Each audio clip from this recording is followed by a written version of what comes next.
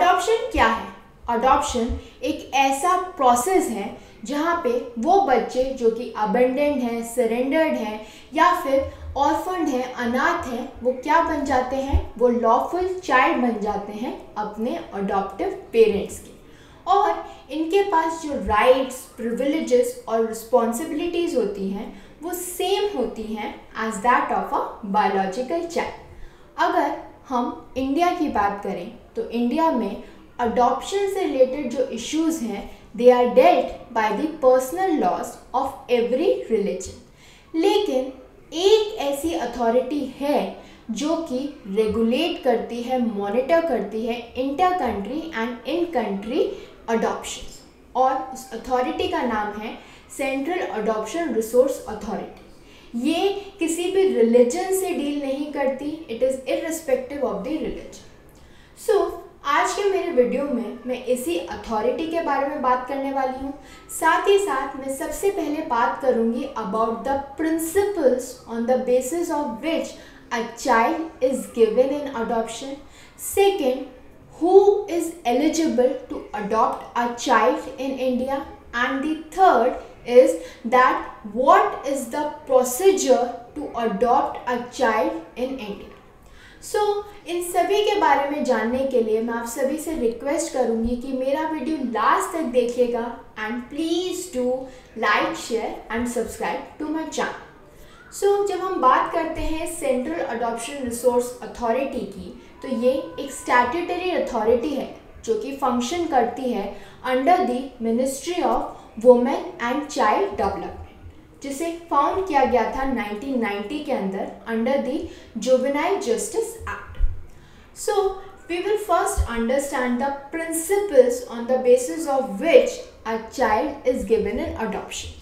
तो पहला fundamental and most important principle क्या है, वो ये है कि बच्चे का इंटरेस्ट कहाँ है, बच्चे का इंटरेस्ट क्या है। जो भी बच्चे के लिए सबसे सही होगा, पैरामाउंट इंटरेस्ट का होगा, वो ही एक्शन किया जाएगा। दूसरा प्रिंसिपल, जनरली प्रेफरेंस हमेशा इंडियन सिटीजन्स को दी जाती है, क्योंकि ये माना जाता है कि उनका जो सोशियो कल्चरल एनवायरनमेंट होगा वो बच्चे के लिए ज़्यादा अडॉप्टिव होगा, बच्चा वहाँ ईजीली एडजस्ट कर पाएगा। बच्चे के लिए क्या सही रहेगा, क्या उसके इंटरेस्ट में रहेगा, बच्चा कहाँ ईजीली एडजस्ट कर पाएगा, वो चीज़ें देखी जाती हैं, उस तरीके का एनवायरनमेंट देखा जाता है, और इसीलिए जनरली प्रेफरेंस जो होती है वो किसको मिलती है? इंडियन सिटीजन्स को मिलती है।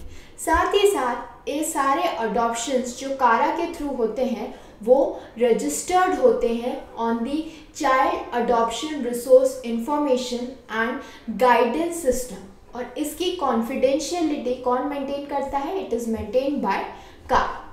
Now we will talk about the eligibility to legally adopt a child in India.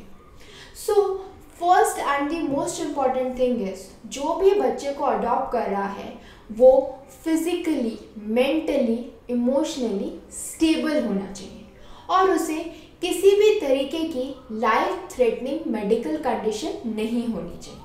साथ ही साथ that person should be financially stable and motivated to adopt a child, तभी वो उस बच्चे को जो है अच्छे से रख पाएगा, उसे मेंटेन कर पाएगा। If we talk about the prospective parents, okay, so they should satisfy all the criterias of adoption, okay, they can adopt irrespective of their religion, irrespective of their marital status। जी हाँ, कारा में इस चीज़ से फ़र्क नहीं पड़ता कि आप मैरिड हो, नहीं मैरिड हो, डिवोर्सी हो, विडो हो, नहीं, वो सिर्फ ये देखते हैं कि आप जो अडॉप्शन के क्राइटेरियाज हैं उन्हें फुलफिल कर सकते हो या नहीं। एक सिंगल फीमेल जो है वो बच्चे को अडॉप्ट कर सकती है, whether the child is a male और अ फीमेल डजेंट मैटर। लेकिन अगर एक सिंगल मेल बच्चे को अडॉप्ट करना चाहता है तो वो सिर्फ और सिर्फ एक सिंगल मेल चाइल्ड को जो है अडॉप्ट कर सकता है। A male person, a single male person can not adopt a female child. और अगर कोई कपल बच्चे को अडॉप्ट कर रहे हैं तो उसमें ज़रूरी है कि दोनों ही पार्टनर्स की कंसेंट हो and they should have completed 2 years of a stable marital relationship, यानी उनकी शादी को 2 साल हो चुके हों और दोनों ही पार्टनर्स की कंसेंट हो फॉर दैट अडॉप्शन, तो उन्हें अडॉप्शन के लिए कंसिडर किया जाएगा। साथ ही साथ इससे फ़र्क नहीं पड़ता कि आपके बायोलॉजिकल चाइल्ड हैं, ऑलरेडी अगर आपका बायोलॉजिकल चाइल्ड है तब भी आप बच्चे को अडॉप्ट कर सकते हो, लेकिन a couple should not have more than 4 children. अगर उनके 4 बच्चे हैं, if they have more than 4 children, उस केस में they won't be considered for adoption. So ये तो बात हो गई अडॉप्शन की कि कौन कर सकता है, सिंगल कर सकते हैं, मैरिड कर सकते हैं। अब एक और बहुत इम्पॉर्टेंट पॉइंट है, वो है एज का। There should be a minimum age difference between a parent and a child. और कारा क्या कहता है, the minimum age difference between the child and either of the prospective adoptive parent should not be less than 25 years। यानी आप 30 के होके किसी 20-year-old को अडॉप्ट नहीं कर सकते, आप में कम से कम 25 साल का डिफरेंस जो है वो होना चाहिए। That is the minimum age difference which कारा वॉन्ट्स। नाउ ये तो बात हो गई एलिजिबिलिटी ऑफ द पेरेंट। अगर हम बात करें about the eligibility of the child to be adopted, so जो बच्चे को जिसे हम अडॉप्शन में दे रहे हैं, that child should be abandoned और सरेंडर, और वो अडॉप्शन दैट शुड ही और she should be free for adoption by the child welfare committee. साथ ही साथ जुवेनाइल जस्टिस एक्ट के अंदर क्या कहा जाता है, a child of a relative is also considered for adoption. और अगर आपका स्पाउस है जिसकी अपनी पहली शादी से जो है बच्चे हैं, तो आप उस बच्चे को भी अडॉप्ट कर सकते हैं if that child is surrendered by the biological parent, सिर्फ उसी केस में। सो ये बच्चे हैं जिन्हें आप अडॉप्ट कर सकते हैं। Now we will talk about the procedure to adopt a child.